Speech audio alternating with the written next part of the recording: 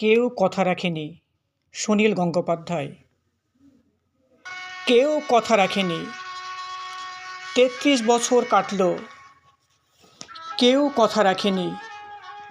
ছোটবেলায় বষ্টমী তার আগমনী গান হঠাৎ থামিয়ে বলেছিল, শুক্লা দ্বাদশীর দিন অন্তরাটুকু শুনিয়ে যাবে।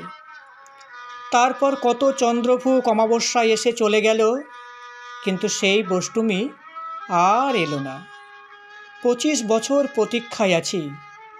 মামাবাড়ির মাঝি নাদের আলী বলেছিল, বড় হও দাদা ঠাকুর, তোমাকে আমি ৩ প্রহরের বিল দেখাতে নিয়ে যাব।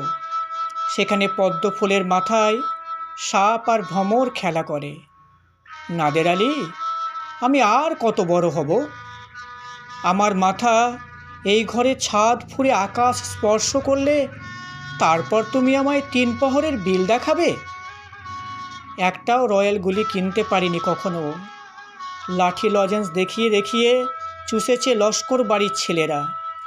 ভিখারির মতন চৌধুরীদের গেটে দাঁড়িয়ে দেখেছি, ভিতরে রাস উৎসব। অবিরল রঙের ধারার মধ্যে সুবর্ণ কঙ্কণ পরা ফর্সা রমণীরা কত রকম আমোদে হেসেছে। আমার দিকে তারা ফিরেও চায়নি। বাবা আমার কাঁধ ছুঁয়ে বলেছিলেন, দেখিস একদিন আমরাও।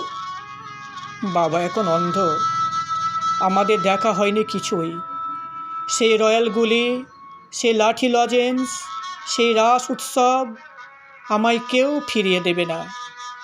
বুকের মধ্যে সুগন্ধি রুমাল রেখে বরুণা বলেছিল, যেদিন আমায় সত্যিকারে ভালোবাসবে সেদিন আমার বুকেও এরকম আতরের গন্ধ হবে। ভালোবাসার জন্য আমি হাতের মুঠোয় প্রাণ নিয়েছি। দুরন্ত ষাঁড়ের চোখে বেঁধেছি লাল কাপড়। বিশ্ব সংসার তন্ন তন্ন করে খুঁজে এনেছি ১০৮টা নীল পদ্ম। তবু কথা রাখেনি বরুণা। এখন তার বুকে শুধুই মাংসের গন্ধ। এখন সে যে কোনো নারী। কেউ কথা রাখেনি। ৩৩ বছর কাটল, কেউ কথা রাখে না।